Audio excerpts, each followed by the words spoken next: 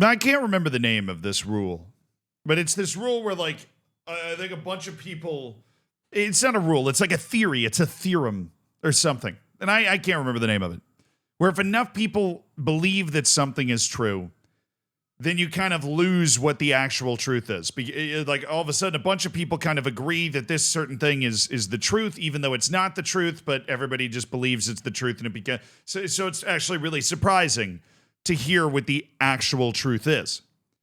For example, I'm somebody that I have very limited ball knowledge in some areas. I have way overpowered ball knowledge in other areas.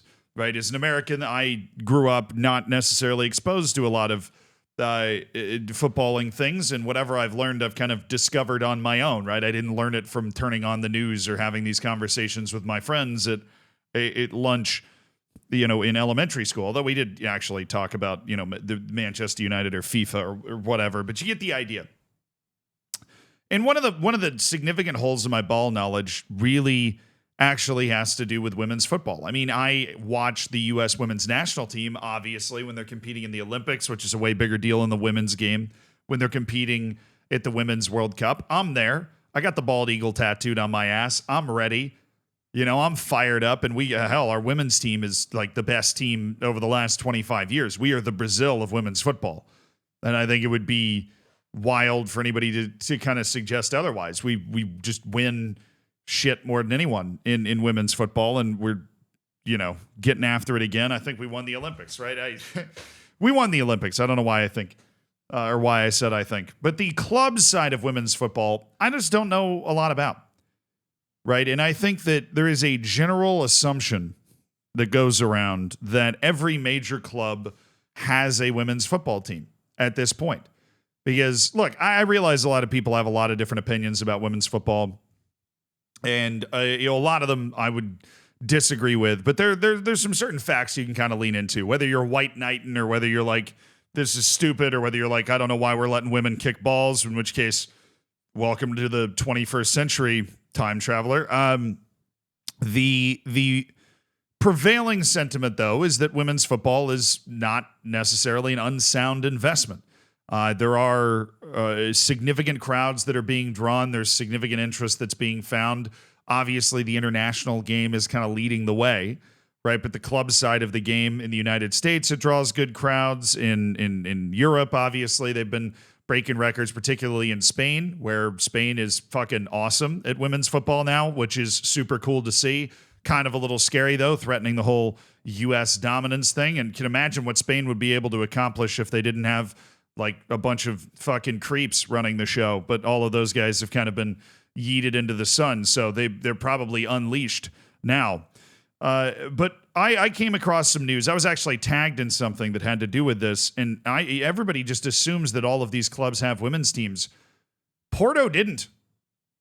Like, the Portuguese club, Porto, just did not have a women's team until this year. Until 2024, did not have a women's football team. Just didn't exist. Apparently, the reason for that is a guy named Jorge Nuno Pinto da Costa, who has, and I realize he looks like some sort of crustacean that accidentally ended up outside the shell, right? But crustacean's the wrong word. That's like lobsters and stuff, right? I was paying attention in biology and definitely not napping in the back. No, he looks like Mr. Krabs out of his shell.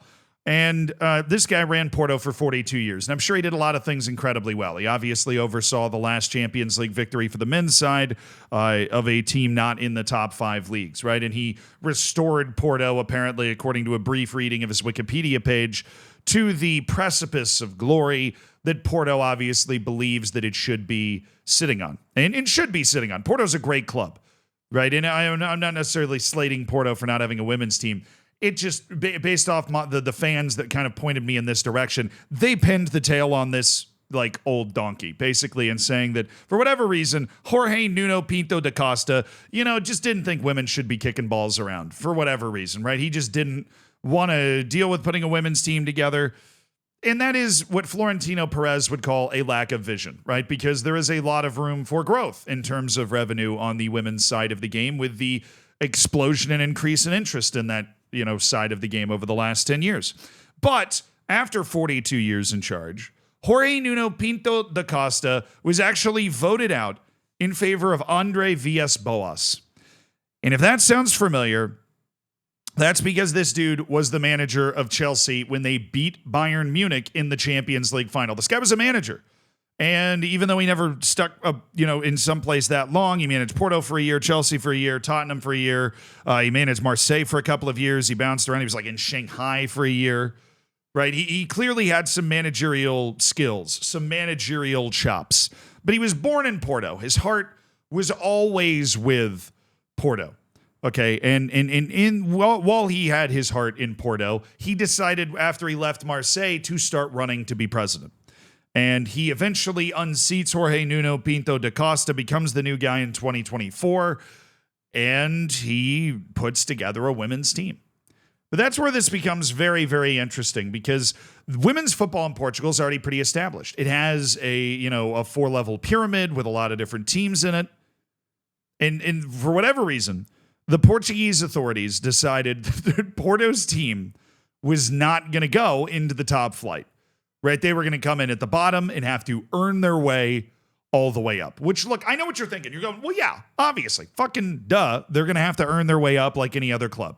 That sounds like a good idea, right? That's the sort of thing that if you pop in a headline and you don't read the article, you go, yeah, I'm on the side of that. That's the side of logic. That's the side of things that make sense. And that's the sort of thing that I'm going to root for. Well, what if I told you that so far, in 10 matches, Porto is rocking a plus 130 goal difference in 10 matches. Now, you might be wondering exactly why that happened. And that's where we lean into Mauro Pinto, who's the person that tagged me in something. And look, I get tagged in a lot of stuff on a lot of different social media platforms, and I love it. I appreciate it a ton. Because I find a lot of the stories I talk about here, I talk about in like shorts I put on Instagram and TikTok or whatever, some of those come from these. Others are, stories that aren't, I don't have so much to say about them that I turn them into an ism. So I just say something cool happened and make it as a short, right? That comes from you guys tagging me and stuff. And that is just beyond awesome. But Mauro Pinto went one step further and wrote me a long description of exactly what was happening. And it is this point in the story we will start to defer to this. And he points out, with the money of a team like Porto, and with players who play for the national team regularly saying, I don't care if I'm in the third tier, I'm finally playing for my childhood club, suddenly you have a top tier level team in the lowest level. So here's the question. Is it moral to put such a team in the last tier? I mean, at the beginning, it sounds dumb. Of course it will. Everyone has to fight to get to the top flight. This is what I was saying, right? There's no favorites, but getting an advantage of more than 13 goals per game, who's entertained? And it's kind of mean. Like, you're just robbing a potential promotion spot from teams that actually should be at this level and, I don't know, don't have the resources of one of the 2, maybe 3 biggest clubs in Portugal, right? Porto's got resources that these clubs couldn't even dream of, right? Like, if you're rocking up to Football Club Parada, right? They couldn't even imagine having the resources, the quality of players that Porto's able to attract. And shout out to these women's footballers. Right, you get these women's footballers that are playing all over the place. Like this player, Claudia Lima, who was the first signing for Porto's team and appointed as the captain, which, by the way, another sign that this team should have been announced a long time ago. They were announced at the Dragão Stadium in front of over 30,000 fans that attended the announcement of the creation of a women's team that was going into the Portuguese third flight.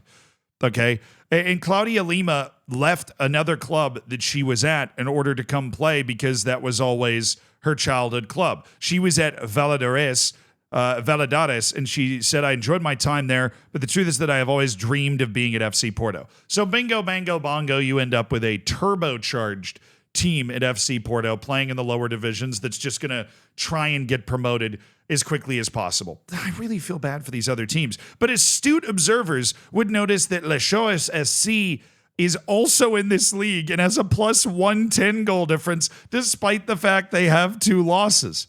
And Mauro Pinto tried to dig into this. Said, I recall the Leixões men's team having been in the league quite a few times. They're not obviously as established as Porto, but they're a legit club. And he's tried to find out something about the women's team, but I can only find the match results and players' names. They did only lose 3-2 to Porto in the first match, though. So the real team that's getting screwed the most here is the other team from a legit club that's already got a really developed men's side in Leixões that decided to start their women's team at the same time, threw themselves into the third division, which is sorted into different groups here. So if you're wondering if the third division's just 6 teams, it's not. There's like a bunch of different groups in the third division. They got thrown into the same group with the Porto women's team that has like national team players that all these people that went, I've just always dreamed of being a Porto player, and now I have the opportunity to be a Porto player. So Leixões is the one getting screwed the most.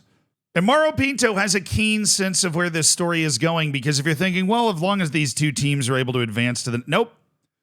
Only one team is going to be able to advance out of this group, which means a team that has a plus 110 goal difference in its first 10 matches is very well on its way to not getting promoted and having to play again in the Portuguese third division. So we might need a slight rethink to the Portuguese women's side of the game, but it's huge that Porto has created a women's team now. Benfica and Sporting, they've already got that stuff cooking, but Porto has joined the show. They've attracted some great talent, and maybe they'll be competing in the Women's Champions League knockouts here in a few years because they seem to be on the trajectory for that. But pour one out for the Leixões women's team, which seems very good and just is going to get stuck in the third division for another year because they got screwed.